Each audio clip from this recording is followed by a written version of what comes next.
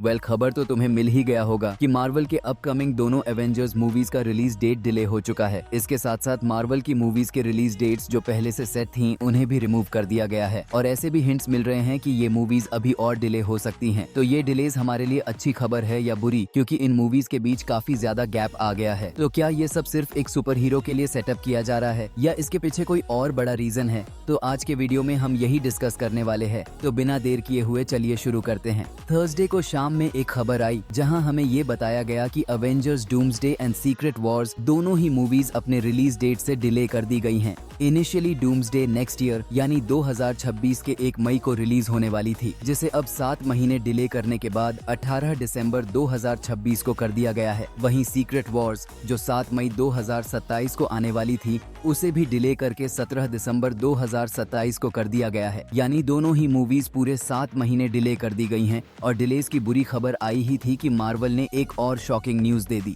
तो मार्वल की जो न्यू रिलीज कैलेंडर थी उसमें से 13 फरवरी 2026 को जो अनटाइटल मूवी आने वाली थी उसे पूरी तरह से हटा दिया है। और वहीं 6 नवंबर 2026 एंड 5 नवंबर 2027 इन डेट्स पर जो अनटाइटल मूवीज रिलीज होने वाली थी उसे डिज्नी प्रोजेक्ट्स में कन्वर्ट कर दिया है। मतलब नेक्स्ट ईयर 2026 में Spiderman brand new day and Avengers doomsday he Marvel की रिलीज होने वाली मूवीज में से सिर्फ ये दोनों ही हैं। और देखा जाए तो मार्वल डूम्सडे के लिए स्पाइडरमैन नो वे होम जैसा हाइप क्रिएट करने की कोशिश कर रहा है, क्योंकि 18 दिसंबर वही डेट है जिस दिन 2021 में स्पाइडरमैन नो वे होम रिलीज हुई थी। वहीं मार्वल 2028 के अभी भी 3 स्लॉट बनाए रखा है। तो इतने सारे चेंजेस के बाद मार्वल की फेज 6 अब कुछ ऐसा दिखने लगा है। तो इसी साल जुलाई में फैंटास्टिक 4 आएगी, फिर अगले साल जुलाई में स्पाइडरमैन ब्रांड न्यू डे और फिर दिसंबर में अवेंजर्स डूम्सडे देखने को मिलेगी। उसके बाद फिर डायरेक्ट 2027 के दिसंबर में हमें अवेंजर्स सीक्रेट वॉर्स देखने को मिलेगा। यानी फैंटास्टिक 4 एंड स्पाइडरमैन 4 के बीच पूरे 1 साल का गैप है।